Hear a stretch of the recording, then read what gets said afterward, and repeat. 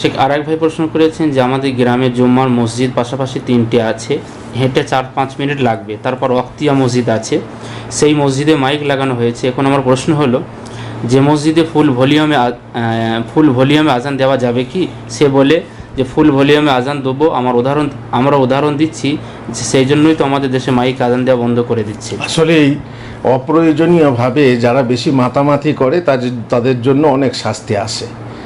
এরকম হতে পারে যে ফুল ভলিউমে অপরকে ডিস্টার্ব করা, অপরকে উত্ত্যক্ত করার ফলে আমাদের উপরে শাস্তি আসছে, সেটা স্বাভাবিক হতে পারে।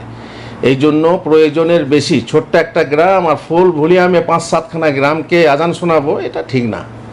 আজান শোনাবেন আপনার জামাতকে, আপনার জামাতের জন্য যতটুকু দরকার ততটুকু। তারপরে শব্দ দূষণ আছে, যে সব মাইকের বেশি আওয়াজের ফলে আপনি বলবেন 3-4 মিনিট, ঠিক আছে, তবু তো শব্দ দূষণের তাসির হতে পারে, প্রভাব হতে পারে।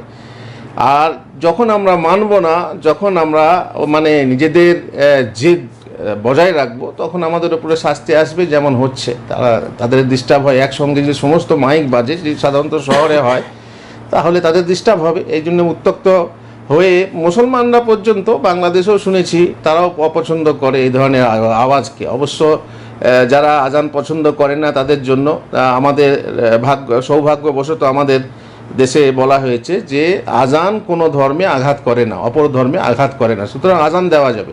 এবার সেই আজানটা নিয়ে যদি বাড়াবাড়ি করি, আমরা ফুল ভলিউমে দিয়ে মানুষকে বিরক্ত করি, তাহলে নিশ্চয়ই তার শাস্তি আসবে। এটা উচিত না। আপনার জামাত যদ্দূর আপনি শুনতে পাওয়া যাবে তদ্দূর ভলিউম আপনি দেন, অতিরিক্ত বাড়াবাড়ি ভালো নয়।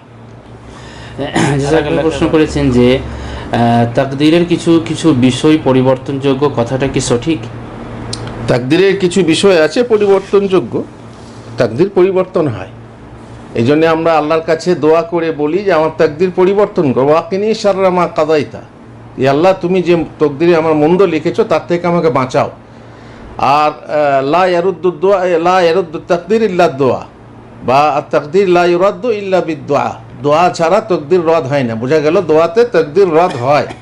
তাহলে তকদীর রদ হলে যেমন বলা হয় যে আত্মীয়তার বন্ধন বহাল রাখবে, তার কি বলে আয়ু বাড়বে, তা আয়ু বাড়ে, কিন্তু সেই বাড়া, সেই বদল হওয়া মূল তকদিরে লেখা আছে। এই জন্য একটা বলা হয় তকদিরে মুবরাম, একটা গায়ের মুবরাম। যেটা লহে মাহফুজে যে তকদির লেখা হয়েছে, সেখানে লেখা আছে এই লোকটা দোয়া করবে, তার ফলে তার তকদির রাদ হবে, এই ছিল, এই হবে। এই লোকটা এই কাজ করবে, তার ফলে তার আয়ু বৃদ্ধি হবে। কিন্তু আসল তকদির রদ হয় না, যেটা তকদিরে মুবরাম বলা হয়। রদ হওয়ার কথাটা তাকদিরে গায়ের মুবরামে আছে এবং সেখানে লেখা আছে যে রদ হবে। তাহলে আসল যেটা লেখা হয়েছে তাতে রদ হয় না। কিন্তু যেহেতু বান্দা করবে, এখতিয়ার করবে, ফলে তার তকদিরে যা ছিল সেটা বদল হবে, সেটাও কিন্তু আসল কথা লেখা থাকে এবং আল্লাহর ইচ্ছাতে সেটা হয়।